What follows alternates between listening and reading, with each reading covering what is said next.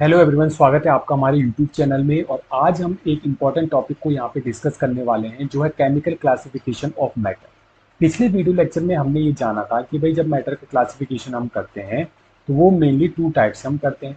एक आता है हमारा फिजिकल क्लासिफिकेशन, एक आता है हमारा केमिकल क्लासिफिकेशन।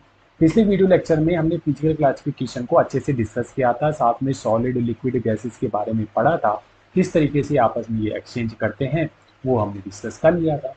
आज के वीडियो लेक्चर में हम पढ़ने वाले हैं केमिकल क्लासिफिकेशन के बारे में कि जो मैटर होता है वो हमें किस फॉर्म में मिलता है जब हम उसको केमिकली देखने की कोशिश करते हैं। तो मेनली यहाँ पे केमिकल क्लासिफिकेशन में एक टर्म जो होती है वो काफ़ी इंपॉर्टेंट है, वो है बच्चों कंपोजिशन। ठीक है, मैटर की कंपोजिशन। मैटर की कंपोजिशन के आधार पर ही हम क्या करते हैं, इसको फर्दर डिवाइड करते हैं मिक्सचर में और प्योर सबस्टांस में। जैसे प्योर सबस्टांस है उसमें मैटर जो है फिक्स्ड कंपोजिशन में मिलता है, जबकि मिक्सचर में कंपोजिशन डिफरेंट डिफरेंट हो सकती है। मिक्सचर्स में हम देखेंगे फिर होमोजीनियस, हेट्रोजीनियस। और प्योर में हम देखेंगे भाई एलिमेंट भी होते हैं, कंपाउंड भी होते हैं, साथ में एटॉमिक फॉर्म भी, तो मॉलिकुलर फॉर्म भी डिस्कस करेंगे। देरी न करते हुए अपने आज के वीडियो लेक्चर को स्टार्ट करते हैं, जिसमें हम बात करेंगे केमिकल क्लासिफिकेशन ऑफ मैटर की। तो आज हम बात करेंगे केमिकल क्लासिफिकेशन ऑफ मैटर की। देखो बच्चों, जो मैटर होता है ना, वो केमिकली किस किस फॉर्म में हमें देखने को मिलता है नेचर में, उस चीज के बारे में हम इसमें डिस्कस करेंगे। और काफी इंपॉर्टेंट है जो टर्म है ना यहाँ पे, जैसे एलिमेंट हो गया, कंपाउंड हो गया, होमोजीनियस हो गया, हेट्रोजीनियस हो गया, ये काफी इंपॉर्टेंट है, जो आपकी केमिस्ट्री को क्या करेगा, स्ट्रॉन्ग करेगा। तो इस वीडियो लेक्चर में जितने भी एग्जाम्पल मैं करवाऊंगा, ये जो भी कॉन्सेप्ट हम यहाँ पे समझने की कोशिश करेंगे, प्लीज उसको सीरियसली लेना, क्योंकि ये काफी ज्यादा इंपॉर्टेंट होने वाला है। राइट। तो मैटर को जब हम केमिकली क्लासिफाई करते हैं तो टू टाइप्स में करते हैं। एक आता है प्योर सबस्टांस और एक आता है हमारा इम्प्योर सबस्टांस, जिसको हम कहते हैं बच्चों मिक्सचर। ठीक है, अभी हम पहले बात करेंगे प्योर सबस्टांस। प्योर सबस्टांस में दो फॉर्म हम पढ़ेंगे, एक आता है एलिमेंटल फॉर्म, एक जिसे हम कहते हैं कंपाउंड। अब ये जो एलिमेंटल फॉर्म है ये भी टू टाइप्स में आता है हमारा। एक आता है हमारे एटॉमिक फॉर्म और एक आता है बच्चों हमारा क्या, मॉलिक्यूलर फॉर्म। अब आपको एक चीज समझनी है कि जब हम एलिमेंट को टू टाइप्स में हमने कैटेगराइज कर दिया, एटॉमिक फॉर्म में, मॉलिक्यूलर फॉर्म में, तो इन दोनों में क्या क्या डिफरेंस है। देखो, एलिमेंटल जो फॉर्म होती है यहाँ पे क्या होता है, आपको only one type of atoms देखने को मिलते हैं। ठीक है, जब भी हम एलिमेंटल फॉर्म की बात करेंगे, चाहे हम एटॉमिक फॉर्म की बात करें या फिर मॉलिक्यूलर फॉर्म की बात करें, तो वहां पे केवल एक ही प्रकार के एटम्स आपको देखने को मिलेंगे। फॉर एग्जाम्पल के लिए एटॉमिक फॉर्म की बात कर लेते हैं, ले लेते हैं हाइड्रोजन एटम। हाइड्रोजन एलिमेंट जब हम लेते हैं तो उसका एटम अगर सिंगल इंडिविजुअल स्टेट में प्रेजेंट है, सिंगल इंडिविजुअल स्टेट में प्रेजेंट है, तो उसको हम क्या कहेंगे कि भाई हाइड्रोजन जो एटम है वो नेचर में किस फॉर्म में मिल रहा है, अपनी एटॉमिक फॉर्म में मिल रहा है। जब मैं कहूंगा कि भाई हमारा जो हाइड्रोजन एलिमेंट है वो एटॉमिक फॉर्म में प्रेजेंट है, और एटॉमिक फॉर्म में कितना प्रेजेंट है, कि भाई यहाँ पे 8 हाइड्रोजन इंडिविजुअली एग्जिस्ट कर रहे हैं। ठीक है, तो वो इस प्रकार से हम उसको रिप्रेजेंट करेंगे। फॉर एग्जाम्पल के लिए कि क्लोरीन है, भाई क्लोरीन भी क्या है, इंडिविजुअली एग्जिस्ट कर रही है। ठीक है, क्लोरीन भी क्या है, इंडिविजुअली एग्जिस्ट कर रहा है, तो हमने क्लोरीन को क्या कर दिया, इस प्रकार से हमने इसको डिनोट कर दिया। लेकिन अब हम चाह रहे हैं कि हम 8 हाइड्रोजन को इस प्रकार से ना लिखें। भाई अगर बात कर दी किसी ने कि भाई चलो तुम 32 हाइड्रोजन लिखो, तो क्या तुम 32 हाइड्रोजन इस प्रकार से लिखोगे? नहीं। तो इसको केमिकल फॉर्मूला में हम कैसे रिप्रेजेंट कर सकते हैं? जब भी मैटर की एटॉमिक फॉर्म को हम रिप्रेजेंट करते हैं, तो उसमें आपको ध्यान में ये देना है कि नंबर ऑफ एटम कितने हैं, वो नंबर हम पहले लिखेंगे। राइट। जैसे फॉर एग्जांपल यहाँ पे हाइड्रोजन को काउंट करो, 1 2 3 4 5 6 7 8, यहाँ पे 8 हाइड्रोजन एटम्स हैं।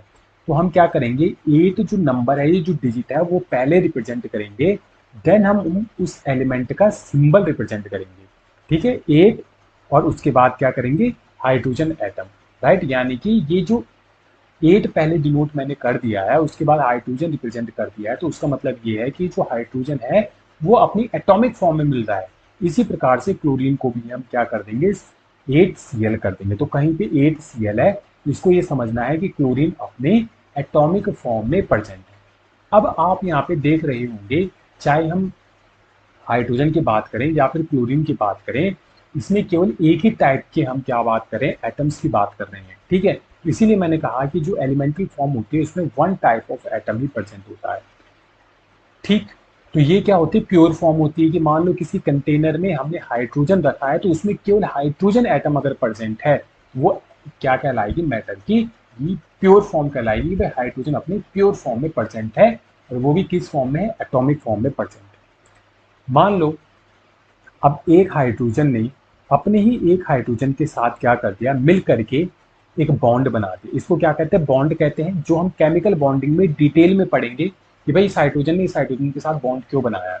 ठीक है, थोड़ा मैं आपको एक चीज बता दूं यहाँ पे कि पीरियोडिक टेबल में जितने भी एलिमेंट है हमारे नोबल गैसेस को छोड़ करके, वो सारे के सारे अनस्टेबल होते हैं। अब स्टेबिलिटी के लिए वो क्या करते हैं, वो या तो अपने ही एटम के साथ कंबाइन होते हैं या फिर किसी दूसरे एटम के साथ कंबाइन होते हैं, ताकि वो नोबल गैस के जैसा इलेक्ट्रॉनिक कॉन्फ़िगरेशन प्राप्त कर सके। ये जो कहानी मैंने अभी आपको सुनाई है, इसको केवल आप सुनो, बाकी डिटेल में हम आगे धीरे धीरे इसको कवर करेंगे। यहाँ पे आपको ये समझना है कि एक हाइड्रोजन दूसरे हाइड्रोजन के साथ क्या मिल करके एक बॉन्ड का फॉर्मेशन कर रहा है। जब भी कोई दो एटम या दो से अधिक एटम आपस में मिलकर, केमिस्ट्री की बात कर रहा हूं, ध्यान से सुनना, जब भी कोई दो एटम या दो से अधिक एटम आपस में मिल करके एक नई चीज का निर्माण करते हैं, तो उस नई चीज को केमिस्ट्री में कहते हैं मॉलिक्यूल। क्या कहते हैं बच्चों, भाई यहाँ पे क्या बन गया, मॉलिक्यूल बन गया। ये मॉलिक्यूल कैसे बना, कि जब दो एटम या फिर हो सकता है दो से अधिक एटम आपस में मिलकर के एक चीज का, एक नई चीज का निर्माण किया, और ये जो नई चीज यहाँ पे बनी, उस नई चीज को हमने मॉलिक्यूल कहा। अब ये बच्चों, ये जो मॉलिक्यूल है ना, इसको हम सिंगल नहीं कहेंगे, इस मॉलिक्यूल को भी नाम देंगे, जिसको कहेंगे कि भाई यहाँ पे एलिमेंट का मॉलिक्यूल बना है। क्या बना है, एलिमेंट का मॉलिक्यूल बना है। अब जब मैं एलिमेंट का मॉलिक्यूल कहता हूं, तो आपको ये ध्यान में रखना है कि एलिमेंट के मॉलिक्यूल में सेम टाइप के एटम होने चाहिए, तभी हम उसको क्या कहेंगे, एलिमेंट का मॉलिक्यूल कहेंगे। ठीक है, जनरली केमिस्ट्री में हम जब हाइड्रोजन की बात करते हैं, H2 की बात करते हैं, या फिर मैं बात करूं ऑक्सीजन O2 की बात करूं, या फिर नाइट्रोजन की बात करूं, हम नॉर्मली हम इसको क्या कहते हैं कि भाई ये ऑक्सीजन का मॉलिक्यूल है और ये नाइट्रोजन का मॉलिक्यूल है। बट जो एक सही टर्म होती है इसको रिप्रेजेंट करने की, वो क्या होती है कि भाई ये क्या है, ऑक्सीजन का मॉलिक्यूल तो है, बट कौन सी स्टेट में है, एलिमेंट। ठीक है, तो एलिमेंटल मॉलिक्यूल हमारे क्या होता है, जैसे ऑक्सीजन हो गया, नाइट्रोजन हो गया, क्योंकि इसमें सेम टाइप के एटम्स हमें देखने को मिल रहे हैं। ठीक है, अब देखो यहाँ पे मान लो दो और हाइड्रोजन ने आपस में मिल करके क्या बना दिया, मॉलिक्यूल बना दिया। यहाँ पे एक तीसरा भी आया, उसने भी क्या कर दिया, एक मॉलिक्यूल बना दिया। अब मैं ये कहना चाह रहा हूँ कि यहाँ पे जो तीन हाइड्रोजन के मॉलिक्यूल बने, इन मॉलिक्यूल को आपको केमिकली रिप्रेजेंट करना है एक फॉर्मूला के रूप में। तो आप कैसे करोगे, देखो जो इंडिविजुअल है हमारा ना, जैसे ये हाइड्रोजन मॉलिक्यूल बना, इस हाइड्रोजन मॉलिक्यूल का इस मॉलिक्यूल के साथ कोई भी मतलब नहीं है, इस मॉलिक्यूल का इसके साथ कोई मतलब नहीं है, यानी कि ये तीनों की तीनों इंडिविजुअल है, अपनी फ्री स्टेट में है ना।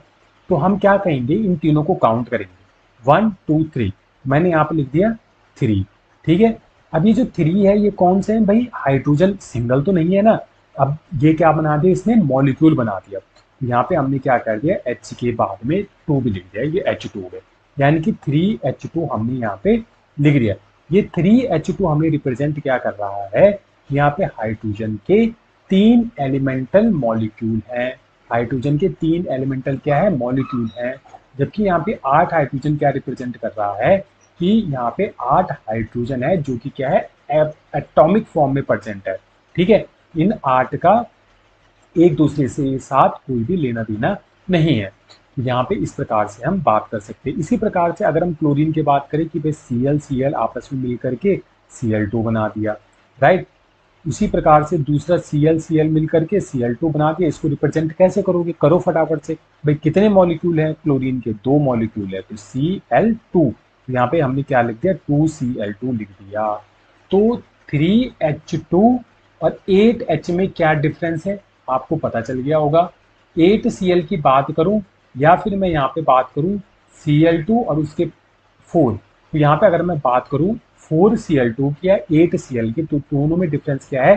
यहाँ पे हम बात कर रहे हैं 4 मॉलिक्यूल क्लोरीन के, यहाँ पे हम बात कर रहे हैं 8 क्लोरीन के एटम्स की, राइट। ओके, अब आपको ये ध्यान में रखना है कि जब हम एलिमेंट की बात करें तो एलिमेंट के केस में दो हमने पढ़ा है, एक पढ़ा है एटॉमिक फॉर्म, एक पढ़ी है उसकी मॉलिक्यूलर फॉर्म। मॉलिक्यूलर फॉर्म वो होती है जब सेम टाइप के एटम्स आपस में कंबाइन होकर के मॉलिक्यूल का फॉर्मेशन करते हैं, तो उस मॉलिक्यूल को हम एलिमेंटल मॉलिक्यूल कहते हैं। ठीक है, उम्मीद है इतना आपको समझ में आया होगा। अब हम बात कर लेते हैं कंपाउंड की, कि कंपाउंड क्या होता है। ठीक है,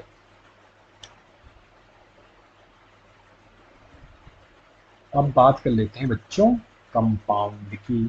अब जब हम कंपाउंड की बात करते हैं ना, तो कंपाउंड में आपको एक चीज ध्यान में रखनी है, 2 और मोर देन 2 डिफरेंट, ये ध्यान में रखना है बच्चों, डिफरेंट एटम्स। जहां भी आपको कंपाउंड देखने को मिलेगा उसमें सेम टाइप के एटम्स आपको नहीं मिलेंगे, उसमें दो या दो से अधिक डिफरेंट टाइप्स के एटम्स आपको देखने को मिलेंगे। फॉर एग्जाम्पल के लिए हाइड्रोजन क्लोरीन, इसको क्या कहते हैं, हाइड्रोक्लोराइड कहते हैं। ठीक है, तो ये क्या है बच्चों, इसको मैं क्या कहूंगा, इसको मैं कहूंगा कंपाउंड।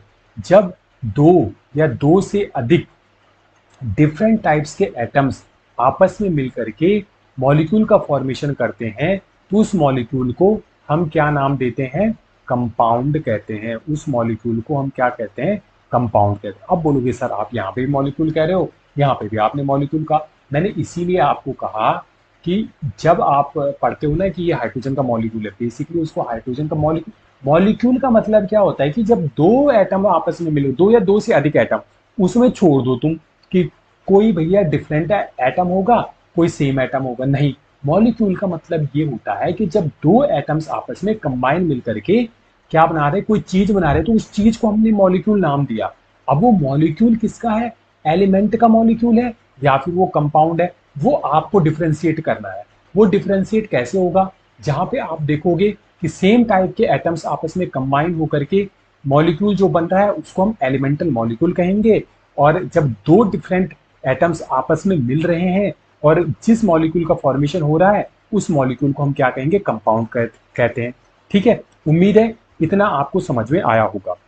जैसे मैं आपको बोलूं O2 और यहाँ पे एक दूसरा एग्जांपल दूं H2O का, बताओ इनमें से कौन सा मॉलिक्यूल है और कौन सा मेरा कंपाउंड है। तो आप सिंपल सा बोलोगे कि यार जो O2 है इसको हम क्या कहेंगे, मॉलिक्यूल कहेंगे, जबकि वाटर को हम क्या कहेंगे, कंपाउंड कहेंगे। देखो ये कुछ हद तक सही है कि भाई इसको हमने कंपाउंड कर दिया, इसको मॉलिक्यूल, भाई मॉलिक्यूल तो ये भी है ना, मॉलिक्यूल तो ये भी है और मॉलिक्यूल ये भी है, लेकिन ये जो O2 का मॉलिक्यूल है ये क्या है बच्चों, एलिमेंटल मॉलिक्यूल है। एलिमेंटल मॉलिक्यूल है, क्यों, क्योंकि इसमें सेम टाइप के एटम्स आपस में कंबाइन हो रहे हैं। मैं बार बार रिपीट इसलिए कर रहा हूं ताकि अभी आपके जो है समझ में आ जाए कि हम एलिमेंटल मॉलिक्यूल क्यों कह रहे हैं और कंपाउंड हम क्यों कह रहे हैं। ठीक है, उम्मीद है इतना आपको समझ में आया होगा कि एटम क्या होता है, मॉलिक्यूल क्या होते हैं और कंपाउंड क्या होते हैं, उनके एग्जाम्पल मैंने आपको समझा दिए। अब आपके लिए एक होमवर्क ये है, आपको क्या करना है, तीन तीन एग्जाम्पल लेने हैं, किसके, एटॉमिक फॉर्म के, मॉलिक्यूलर फॉर्म के और कंपाउंड फॉर्म के। ठीक है, अच्छा ये तो हमने बात कर दी भाई प्योर सबस्टांस की, कि प्योर सबस्टांस में हमने क्या क्या चीज़ देखा। एक और चीज़ मैं यहाँ पे आपको बताना चाहता हूँ कि जो प्योर सबस्टांस होते हैं इनमें क्या होती है बच्चों, ये फिक्स्ड, इनमें फिक्स्ड कंपोजिशन होता है। क्या होता है, फिक्स्ड कंपोजिशन होता है। किसका, एटम्स का ही होगा ना भाई फिक्स्ड कंपोजिशन। फॉर एग्जाम्पल के लिए मान लो मैंने यहाँ पे कोई बीकर लिया है, ठीक है, इस बीकर में पानी है, इस बीकर में क्या है, वाटर है। अब जो वाटर होता है वो क्या होता है बच्चों, केमिकल फॉर्मूला उसका होता है H2O, यानी कि इसमें जो हाइड्रोजन है वो 2 के रेशियो में है और जो ऑक्सीजन है वो 1 के रेशियो में। अब ये जो वाटर का जो वाटर का जो कंपाउंड है, ये कंपाउंड हमेशा कहीं पे भी चले जाओ, तुम अर्थ के किसी भी कोने में चले जाओ, ब्रह्मांड में कहीं भी चले जाओ, ये वाटर का वाटर का जो कंपाउंड है, ये अपने फिक्स्ड पोजीशन में आपको मिलने वाला है। फिक्स्ड कंपोजिशन इसकी होगी, कहीं भी चले जाओ। ऐसा कहीं भी नहीं होगा कि मान लो आप चले गए अमेरिका में, तो वहां पे जो वाटर का कंपाउंड है वो H3O होगा। नहीं, ये कभी भी नहीं होगा।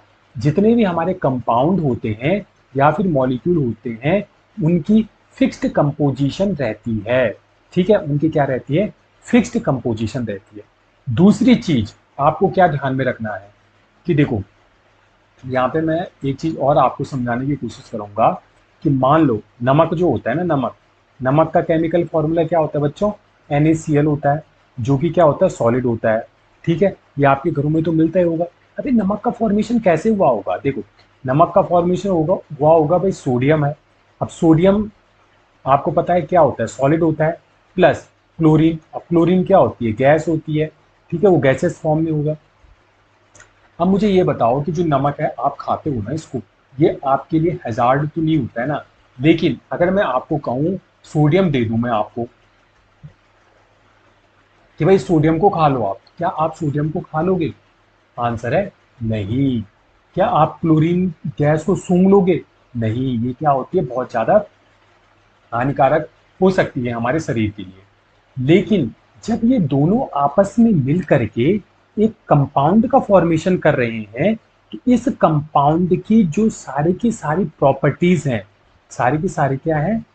प्रॉपर्टीज हैं। ये प्रॉपर्टीज क्या हो रही है बच्चों? चेंज हो रही है।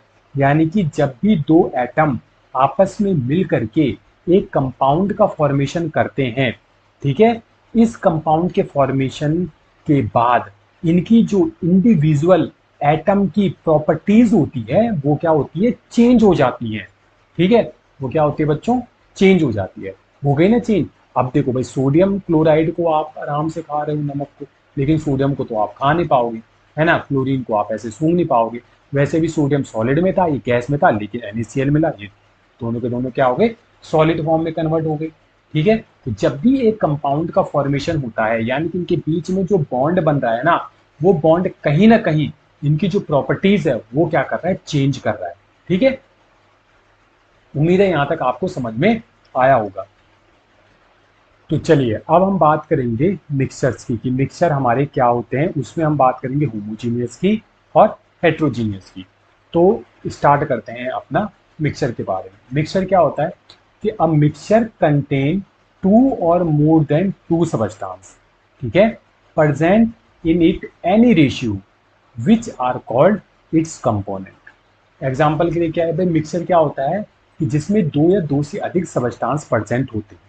फॉर एग्जाम्पल के लिए मान लो आप ये घर में दाल होगी, ठीक है, एक दाल है आपकी अरहर की, एक दाल है आपकी चने की, एक दाल है आपकी जिसको मसूर कहते हैं या मलका कहते हैं, कोई भी प्रकार की। आपने इन तीनों को क्या कर दिया? मिक्स कर दिया भाई। ए कर दिया, बी कर दिया, सी कर दिया। अब इन तीनों को जब आपने मिक्स कर दिया, तो इसी को हमने क्या बोला बच्चों? मिक्सचर कहा। क्या कहा? मिक्सचर कहा। ये बन गया हमारा मिक्सचर। अब ये जो मिक्सचर है, ये किस चीज से मिलकर के बना हुआ है? इनको मान लो आप सबस्टांस। इन सबस्टांस को क्या कहेंगे हम? कंपोनेंट्स कहेंगे। इन सबस्टांस को हम क्या कहेंगे कि भाई कंपोनेंट्स कहेंगे। अब मैं बोलूं कि भाई मिक्सचर कैसे बना? मिक्सचर बना जब दो या दो से अधिक कंपोनेंट्स आपस में क्या होते हैं? एक दूसरे के साथ मिक्स होते हैं, तो उसको हम क्या कहते हैं? भाई मिक्सचर कहते हैं। ठीक है, अब ये जो ABC है, कुछ भी हो सकता है। ये आपका ए हमारा वाटर भी हो सकता है, बी हमारा शुगर भी हो सकता है, सी हमारा क्या हो सकता है बच्चों? सॉल्ट भी हो सकता है, और हो सकता है यहाँ पे डी भी हो। ठीक है, मान लो यहाँ पे डी भी हो, तो डी हमारा क्या हो सकता है बच्चों? मिल्क भी हो सकता है। ठीक है, तो जब ये कंपोनेंट्स आपस में क्या करते हैं? एक दूसरे के साथ मिलते हैं, तो उस मिली हुई चीज को हम क्या कहते हैं? मिक्सचर कहते हैं। ठीक है, केमिस्ट्री की भाषा में अगर बोलेंगे कि जब भाई दो या दो से अधिक कंपोनेंट्स आपस में क्या करते हैं? एक दूसरे के साथ मिक्स होते हैं, तो जो मिक्स हुई चीज है उसको हम क्या कहेंगे? मिक्सचर कहेंगे फॉर एग्जाम्पल के लिए शुगर सॉल्यूशन इन वाटर। ठीक है, अब हम चलते हैं कि मिक्सर हमने देख लिया। मिक्सर भी टू टाइप्स के हमने देखी थी, एक हमने देखा था होमोजीनियस, एक देखा था हेट्रोजीनियस। अब होमोजीनियस मिक्सचर क्या होता है इसको ध्यान से समझना। A mixer in which the component completely mix. सबसे पहली बात यहाँ पे, जो भी आप दो चीजें मिक्स करोगे, ए और बी मानो आपने मिक्स किया और यहाँ पे हमारा ए बी कोई मिक्सचर बना। ये जो मिक्सचर बना इसमें आप ए और बी को अलग अलग नहीं कर पाओगे, मतलब सेपरेट नहीं कर पाओगे, सेपरेट देख नहीं पाओगे कि ये ए है ये बी है। ठीक है, ये कंप्लीटली आपस में एक दूसरे के साथ मिक्स हो जाती है। ठीक है, completely mix with each other and its composition is uniform through out. और इसकी कंपोजिशन क्या होगी, फिक्स होगी through out the mixture. Example की बात कर लेते हैं। देखो, मैंने बोला आपको चलो भाई नींबू पानी बनाओ। नींबू पानी आप कैसे बनाओगे?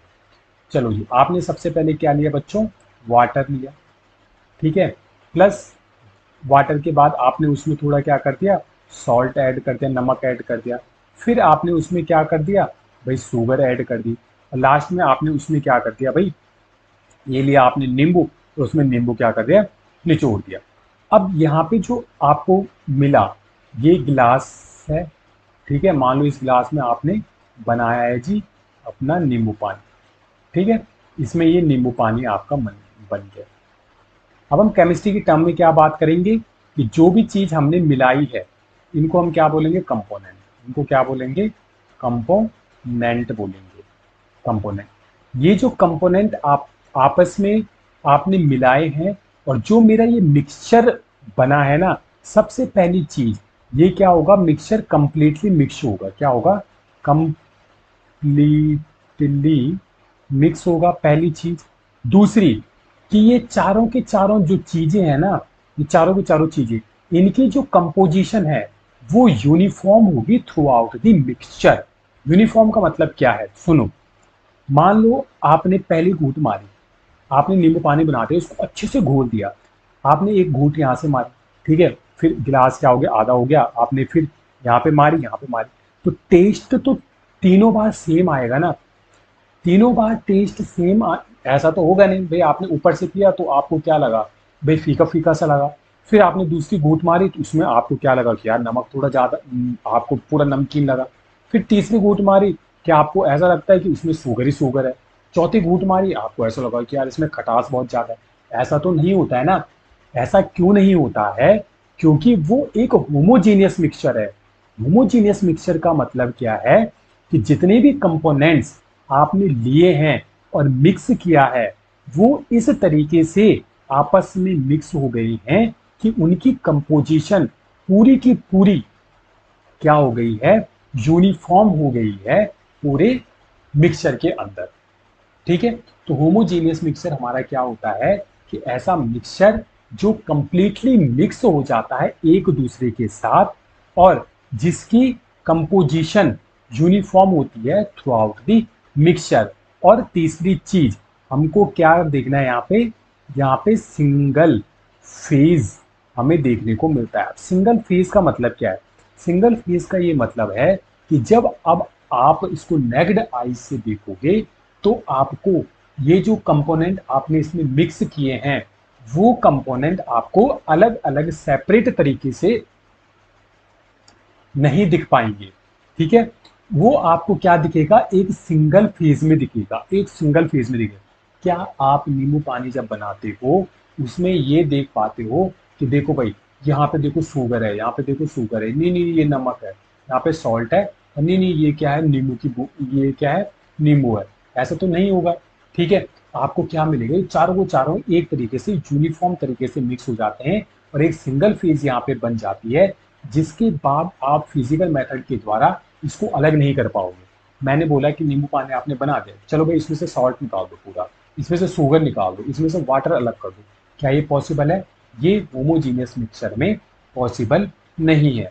उम्मीद है होमोजीनियस मिक्सचर आपको यहाँ पे समझ में आया होगा।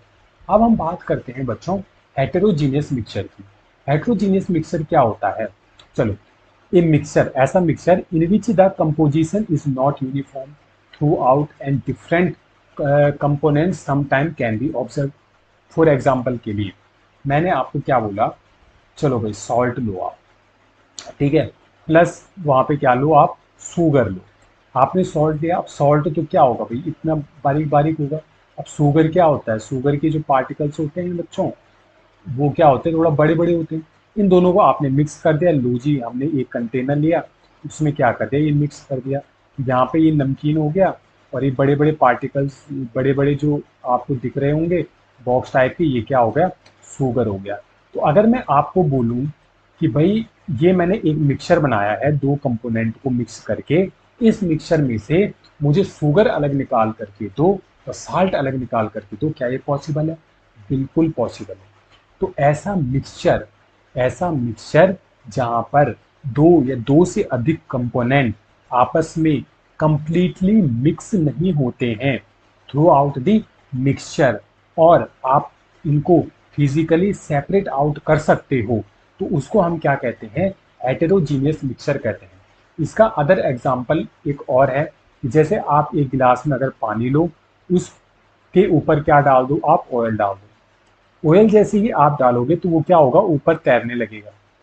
तो आपको एक सिंगल फेज नहीं दिखाई देगा यहाँ पे, आप बिल्कुल अपनी आंखों से देख पाओगे ये जो है कुछ और है और नीचे जो है कुछ और है, ठीक है। यानी कि नीचे जो है वो पानी है, ऊपर क्या है, तेल है, ठीक। ऐसा नींबू पानी में नहीं हो रहा था। नींबू पानी में हम ये देख नहीं पा रहे थे कि यहाँ पे नींबू कहाँ है, पानी कहाँ है, चीनी कहाँ है, नमक कहाँ है, ठीक है। लेकिन जब हमने तेल को पानी में डाला तो उस केस में हमको एक चीज देखने को मिली कि यहाँ पे टू फेजेस है, यहाँ पे सिंगल फेज नहीं है, टू फेज है, जो हमारी नेक्ड आई से भी दिख रहा है कि भाई यहाँ पे दो अलग अलग चीजें हैं।